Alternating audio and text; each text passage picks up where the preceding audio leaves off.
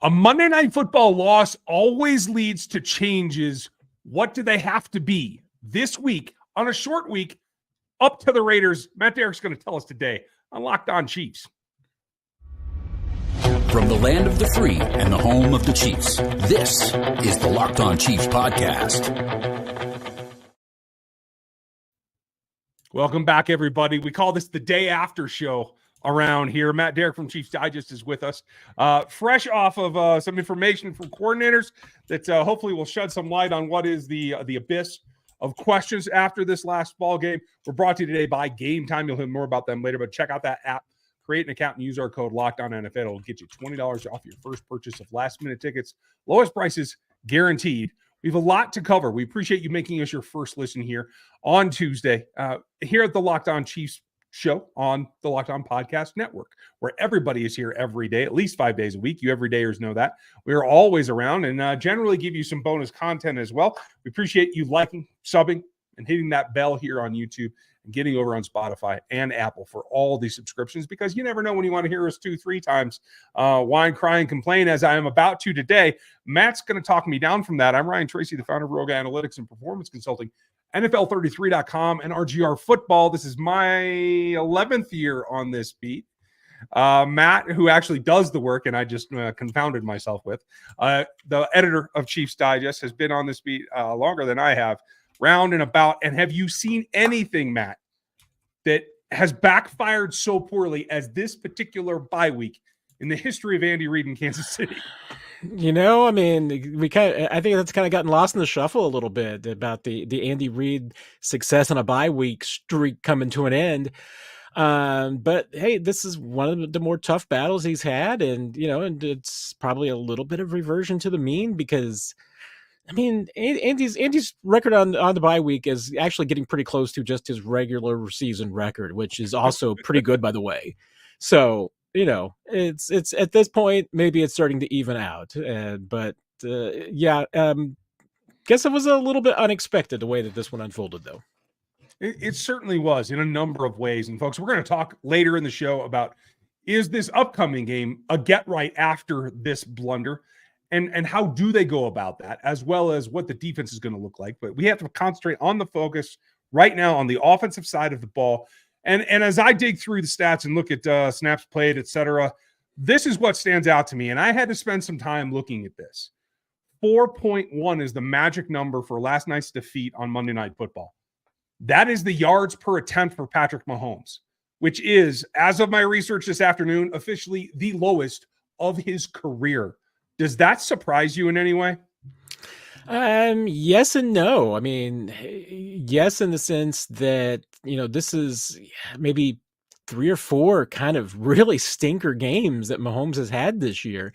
And some of them have been here in quick succession. I mean, he had a really bad game against Denver. I mean, maybe a couple of bad games against Denver. And it's becoming a trend. And so then again, I mean, he has had some bad games in the past, but I'll tell you what, and I would hazard to guess that probably one of his worst games outside of this one, previous worst, was probably in 2021. And I tell you what, I'm starting to get a lot of vibes between this team and the 2021 team. Just even though the defense is a whole lot better, we're starting to hear a lot of the same kind of talk as far as that 2021 team is just being off just a bit on offense. And they were off a bit on offense all season. And what happened? It ended up biting them in the AFC Championship game. It certainly did. And I mean, here's the scary part to me. The other big metric, and we talk about this in relativity to the wide receivers all the time, but that 2021 year was 36 drops. Last season was 28. So yes, an improvement, but not markedly, to tell you the truth. All of them are down from the height in 2020 at 40, but they already have 19 drops this season accounted for. And this is all per PFF's grading and consulting here. That's still ahead of the pace of anything that we would have expected. They credited him with 4 drops last night as well. We might be able to argue about them, but I'm not going to. At the end of the day, how much of Patrick's performance after 24-ish hours or 20-ish hours do you attribute to him himself versus the environment that he's in, the lack of trust or the lack of cohesion and chemistry between the wide receivers, but also with the offensive line. Is this starting with the quarterback, or is the quarterback the symptom of the system? I mean, I think it's the latter. I really do. I mean, I don't think that Patrick Mahomes is ever going to be the cause of a problem in Kansas City. He might not be able to fix whatever the cause is. And maybe there's some things that his style might make worse sometimes. But I never think he's going to be at the root of the problem. But I think you've hit on it there, which is that it's a lot of things. I mean, is it the chemistry of the wide receiver room? Certainly a factor. Is it the quality of the wide receivers room? Probably another factor. Same thing with the offensive line. Is it a matter of chemistry and quality? Possibly there on both of them as well. Is it a problem with game planning and calls? I mean, I think that's a bit of it as well. Is it another piece of the puzzle is absolutely that. It's solving the riddle of the defenses that the Chiefs are facing and kind of figuring out a solution. I mean, that again takes me back to 2021, remember, because that was the season in which everybody copied what the Tampa Bay Buccaneers did in the Super Bowl. And it basically took an entire season for Patrick Mahomes and Andy Reid to kind of figure out how to tweak it, what they were doing. And now teams are deploying things a little bit differently than they did in 2021 and even 2022. I think the way that they're playing Travis Kelce, the way that they're going about going after Mahomes, because even though, last night the Eagles blitzed a little bit more than maybe the standard opponent did against the Chiefs. I mean, I think that once again, the book is out there, as far as you keep Patrick Mahomes in the pocket and just try and see if you can wait until the Chiefs make a mistake. And, there was a little bit of that last night that the Eagles did too. So I do. I mean, I think it's a little bit of everything. How do you fix a little bit of everything? That's what Andy Reid is left with, and Matt Nagy and that coaching staff. And I think you're seeing the results of that, is that there's not one solution, and I'm not sure that they exactly know what the solution is. Well, they have a number of weeks to get it done before it starts to count. We're going to get into that. How does continue to help them out? That's coming up on the backside of this message from our pals.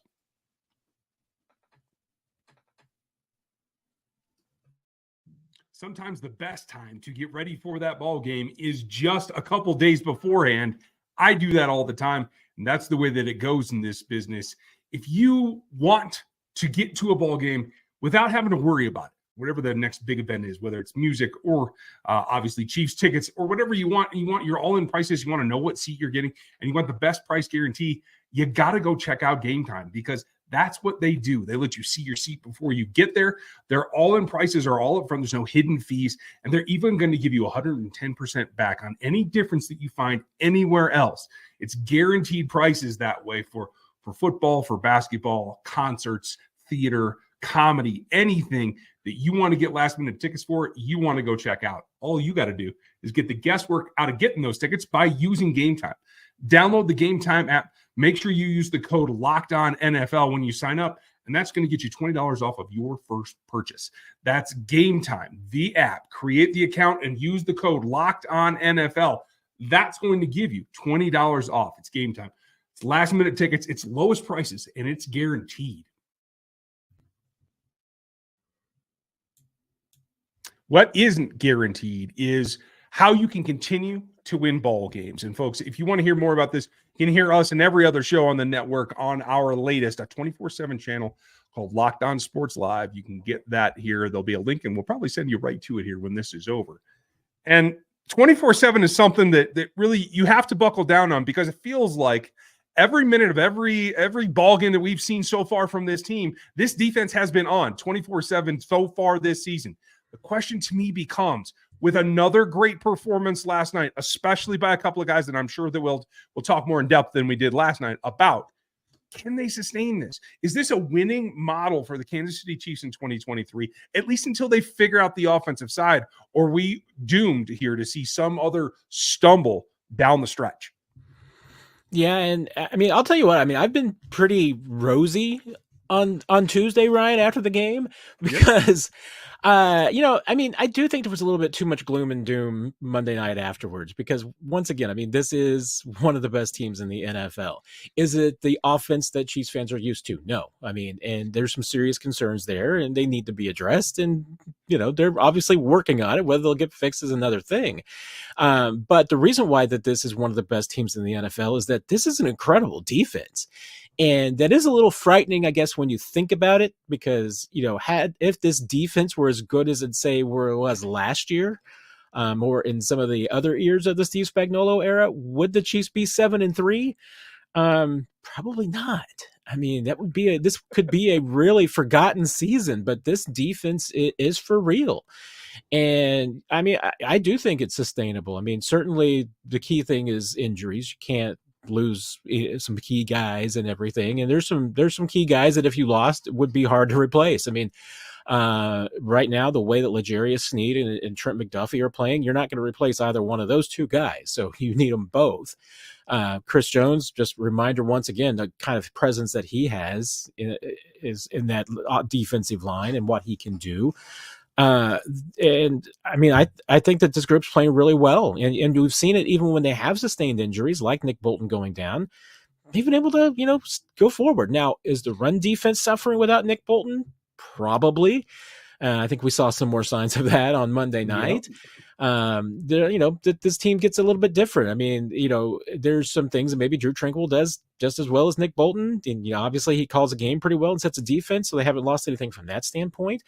But yeah, I mean, if the Chiefs had to play without Justin Reed or one of these guys we're talking about, yeah, there might be some problems. But at this point, I mean, one of the great things about a Steve Spagnuolo defense is that it's multiple and adaptable. So that's the thing, is that, it's not built for just one offense. They can tinker that so easily and make changes and adapt to the opponent. So, you really don't end up with, to me, and that's why you the way that this defense is playing. I mean, I don't know that you're going to necessarily see this Chiefs defense give up like 34 points. When it's good, it can be good in a lot of different styles. I think that's going to be critical once you get to the postseason, because I don't know that there's a way out of this right now for the defense. And the one thing that I can say is that this is probably the most formidable offense they're going to face until the first round of the playoffs, whether you think that's the wild card of the division or whatever you all think, until they're on the field in January in the postseason. But the critical thing for me is we've seen this rotation of what's been able to be effective on the defensive side of the ball. And last night we saw that fall away. There were only two players that produced more than two pressures on the night. One of them is your soon-to-be $30-ish million defensive tackle in Chris Jones. The other one was a corner coming off of the nickel. And the scary thing is those are the only two guys that were able to effectively pressure the quarterback. That, at this point, what we've seen is a group mentality through this season, now coming down to just two players, two star players, that should you come up short, should you have an ankle twist in practice one day, you're talking about that becoming significantly reduced in the effectiveness of the pass rush in particular, which I think more and more teams are going to start to take advantage of. That, to me, is a cause for concern about sustainability. Is that just the Eagles matchup? Am I making more than I should out of this? No, I don't think you necessarily are. I mean, I think you have to have some concerns about that. I mean, and you're right. I mean, and the one concern you could possibly take away from Monday night's game is that, the Chiefs piled up 5 sacks and got a lot of pressure on Hurts in the first half. That was not the case in the second half. The Eagles adapted. They changed their protections a little bit. Did the Chiefs, change things in the wrong way in the second half? Maybe, but I give the Eagles a lot more credit for, making some adaptions and changes. The other thing too is that, the Chiefs had some plans for trying to slow down the Eagles, and they worked in the first half and just didn't in the second half as much. And both, that's the thing, is that, both the run and the pass can be problems. And, Chris Jones, for instance, really dwelled on that quarterback draw and run that Jalen Hurts had for the touchdown on 3rd and 5. And Steve Spagnuolo was, when I asked him about it on Tuesday as well, he's like, that was the one that they really want back, because they thought that they had a plan for stopping Jalen Hurts in the backfield to keep him from being able to bust free and have some big runs like that. And that was just a simple over pursuit. They got out of their angles, and Hurts went basically untouched into the end zone. And you can't do that. You got to play with more discipline than that. And typically this defense has been doing that. So once again, I mean, I am optimistic that this defense can continue and sustain this, but if this defense has breakdowns along the way, I mean, maybe we'll look at this Eagles second half and we'll see maybe that was where some of the crumble started. I think that's what we have to do, but we also have to take a look at how do they get back on track? How do they support this defense? Is this a possibility upcoming against everyone's favorite Las Vegas Raiders? That's coming up next. We are brought to you by PrizePicks, and that is the easiest, fastest, most fun way to play daily fantasy sports. They're the largest platform in North America. It's super simple and gives you everything that you need just to get in, get out, and make your plays. Instead of battling thousands of players, pros, sharks, etc., you can just pick more or less on 2 to 6 player stat projections and watch the winnings roll in. It makes life super simple. You can win up to 25 times your money this football season just by getting in on the action. Do you think Patrick Mahomes is going to break 280 yards? You want to take the more. Do you think that Justin Watson is going to be the leading receiver at 7 receptions? If not, you can take the lower. You can do whatever you want. It's just higher or lower against the stat line, and then you can get in the action. 2 to 6 entries gets you online, and you can win up to 25 times your entry. It makes it super simple all the time. It's 60 seconds, and you're out the door on a very, very friendly app that PrizePicks has put together for you, and it's super simple to get it all back when you use our code and go to prizepicks.com/LockedOnNFL. That's use the code LockedOnNFL. That is all one word. And that first deposit match is coming back to you at $100. You put in 100, they're going to give you 100 as well. So go to prizepicks.com/LockedOnNFL and use the code LockedOnNFL. Super, super simple. It's at PrizePicks. Daily fantasy sports made easy.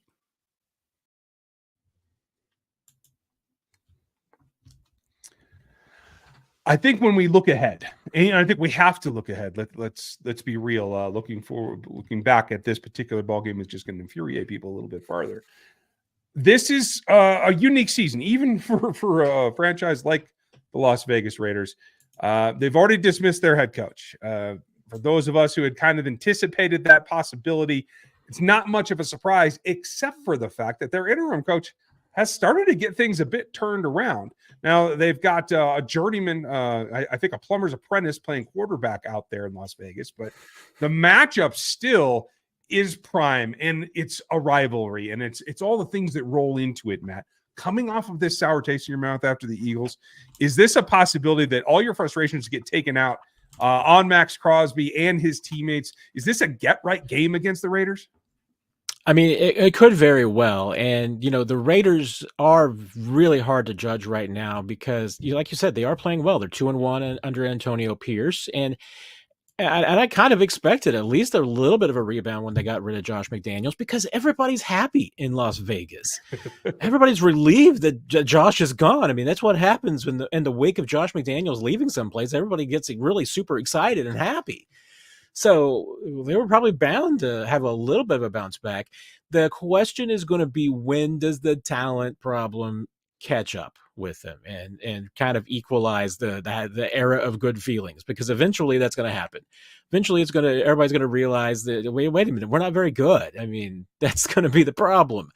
Could happen this week. Maybe the Chiefs will remind them that this is a 500 team or worse. And get right. I mean, Chiefs have certainly done it before in Vegas, and it wouldn't surprise me in the least. I mean, the Chiefs, I think, match up very favorably against Las Vegas. So if this is an opportunity for the offense to get right, it wouldn't surprise me at all. It also wouldn't surprise me if the defense had an absolutely stunning performance. I mean, this is you're right. I mean, there's not a lot that people can tell you about the Raiders quarterback. Might even not be able to get his name right. It is Aiden O'Connell, folks. Yeah, I was gonna say, perfectly done. That was perfectly played, by the way. I'm gonna just assume you were joking and making a great joke. So everybody should just assume that. Yeah, I mean, that's at some point the Raiders are going to wake up and turn into a pumpkin, and it could be this week. And because the Chiefs are a really good team, and they would be an appropriate candidate to remind the Raiders of who they are. I think that's well within it. I mean, when you take a look at even the things that are generally should be a strength for the Raiders, you're getting 2.8 yards a carry the last ball game for Josh Jacobs, who I think maybe that they ought to be leaning on more. We could talk about who's designing the offense there. Pierce, in his background specifically, obviously being on the defensive side, I think you've seen more stoutness there. Almost to the point that if the Chiefs underestimate the ability of this team again, which seems to be a theme more so this season than years previous, this is a team whose strength is their defense. The Chiefs are weakest on offense this year. I don't expect this to be something where they get easily outscored, but if you take it too lightly and you're too consumed about what you didn't do in the last 60 minutes, this next 60 minutes might be something that ends up biting them. You have Max Crosby. Jerry Tillery's made plays against this team for some reason. It all comes back to me, unlike the last segment, that it's about this offense and how you exploit what's available to you in Las Vegas. Do you think that that's the right approach this week after this kind of loss? Yeah, I'm going to be very interested to see how Andy Reid and the coaching staff kind of push the buttons this week, because I can tell you after that game last night, this is a PO'd team. And that alone can be a pretty motivating factor. I don't know that Andy Reid is going to need to provoke this team to get them angry when they take the field against the Raiders. I mean, I think they're going to be angry on their own. Maybe he needs to stoke it a little bit. It's hard to tell. I mean, we have seen him challenge this team at times, but usually when he challenges his team, and especially his offense, he'll do it after a win, after maybe a subpar performance. Usually after a loss, he's a little bit more love him up.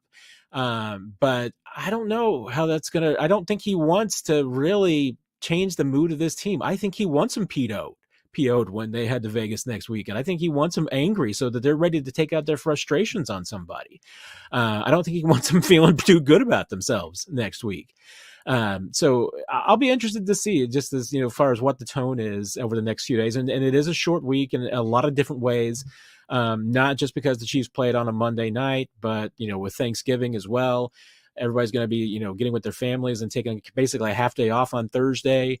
That can, kind of take the mood out of things. And honestly, I mean, I think that's probably more of an effect for the home team. I always think that's, playing at home on Thanksgiving, I think is almost more of a challenge than playing on the road, because once you get on the road, it's all about business and you leave Thanksgiving behind.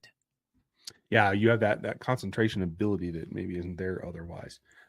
I look at a couple of matchups, so we're going to tell you more about them here later in the week as we get ready for this ball game. But if there was anything, Matt, that we can maybe glean on to, for me, it is that you have to feed what is good about this offense, the guys that are making plays, and maybe no one has been pestered more so in the last couple of weeks than what the Dolphins chose to do to the slot corner Nate Hobbs for the Raiders. Hit him with 13 targets. He allowed 12 receptions for 136 yards. And yes, Tyreek Hill was a large chunk of that, folks. But you have Sky Moore, you have Kadarius Toney, you have Rashee Rice, all who can run from inside. We'll see what happens with Washington and everything else. Is this time where you concentrate on who's actually making the plays for you rather than trying to force the ball game and the ball scheme to the outside? Do you just take what's in there and attack the middle? Well, I mean, I think that's one of the things that the Chiefs just absolutely need to do, period, regardless of really who the opponent is. I mean, I think that they just need to go out there and do exactly that, because that's what defenses are giving the Chiefs right now. They're giving them, underneath the middle of the field. And clearly the Chiefs have some guys who can make plays in space if you get them the ball and you get it out quickly. And again, I think we saw that in the script Monday night, and that certainly that second drive, that scoring drive was a piece of work. And once again, it was a lot of just getting the ball out quickly to some of your playmakers and letting them get things done. And the thing is that the Chiefs just need to be able to sustain that and continue it throughout a game, which they have not really done this year, outside of really maybe arguably Chicago, which I grade on a curve because it was Chicago, and maybe the Chargers, which I think the Chiefs just kind of, absolutely dominated that game. Maybe it was their best performance. Maybe it was once again opponent driven. But I mean, to me, especially if you've got a guy who's struggling, keep him struggling. That's absolutely got to be the goal. And if these Chiefs receivers aren't licking their chops at the opportunity of lining up and taking a matchup like that, especially after what they just got delivered on Monday night, I mean, what are you waiting for? Yeah, there is no time like the present. And that includes for you, Matt, pre-holiday, pre-Thanksgiving turkey meal. How do you see this ball game, quote unquote, against the Raiders going? Yeah, I'm still kind of cogitating on a score. Monday night always slows me down, so I'm fairly confident the Chiefs are going to win this game. I mean, I think the intangibles are going to favor them. I think I think they are the better team. I mean, certainly they are the better defense. This could, I think, be a really ugly matchup because the Chiefs defense is, to me, playing best football in the league, and against a young, inexperienced quarterback, this is a prime opportunity. I mean, I could see a turnovers and sacks in a bunch in this game. And if that's the case, and the Chiefs can put this one away early, run the football a little bit, maybe it can be a slump buster to a degree for this offense. And maybe the defense can help to spark the offense in that way. I am looking for a big win. I mean, I do think it's going to be double digits. I'll think of it a little bit, and I'll try and get it to you before the Friday show, Ryan. But I feel pretty confident. I should be guarding against taking the Chiefs in a big win because I have vowed that I wasn't going to do that until they win one big. But then I see a team that is just that one should be clearly better and two should be motivated. It makes me think that they're going to win big. Yeah, I have to think so as well, folks. If that update comes to fruition, you'll have that on Friday, along with my prediction down to the score, as well as Chris Clark. So make sure that you're with us, and make sure you're checking out everything that Matt is putting on ChiefsDigest.com. You can find it on the website. You can find it on YouTube as well at Chiefs Digest. I don't know if you're going to put your prediction on there, if you're just saving that for us. That'll be just for you, Ryan. Just for you, just to everybody in the pod. Good. Then only we here can decide just how much better you are at this than I am. So thank you for your time, Matt. We appreciate you. As always, Ryan. Take care, everybody. Folks, you have a great day. We'll be back. We have Inside Info with Q tomorrow, and then we'll be back to preview the game for Friday. Enjoy your Thanksgiving. Hope you guys have a blast. We'll talk to you on the backside.